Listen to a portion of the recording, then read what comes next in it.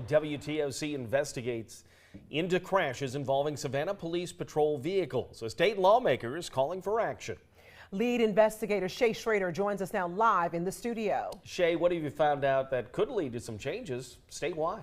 Yeah, Mike, Don, this comes after we found out that Savannah Police Department officers get into crashes at over double the rate of Atlanta PD.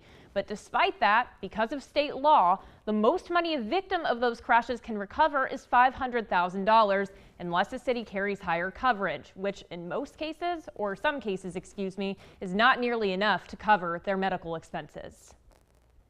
What was your first reaction to some of the stories that we had done? One of the gentlemen lost his legs in an accident, and his medical bills exceeded the $500,000, and I was disheartened by that because I am necessarily a proponent of making people whole. Democratic State Senator Derek Mallow referencing our story of Luther Roberts, who was hit by an SPD officer in 2019, causing him to lose his leg and spend months in a coma. He received $500,000 from the city of Savannah for his injuries, which he told WTOC Investigates is not nearly enough to cover what's now a lifetime of medical expenses.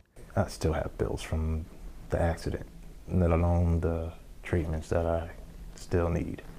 So we have to pay for it. Roberts is one of 3 people who received the max settlement from the city after being in a crash with an officer since 2019. The city of Savannah says they utilize self-insurance, which comes with the $500,000 cap, because insuring the entire city's fleet through an outside policy would cost over $5 million a year. The last time the settlement cap was raised was 2008. The limit for claims before then was $250,000. Is this something you think needs to be looked at? Absolutely. $500,000 in today's time frame with the increased costs of medical care, medical coverage, and what folks may have may not be adequate, and it might be time for the General Assembly to look at that. Mallow added that he believes there needs to be insurance reform in general and advocated for that during this past legislative session when significant tort reform legislation was passed. Now, to see all of our previous coverage on this story, you can find that on the Investigates tab on WTOC.com. Shay Schrader, WTOC Investigates.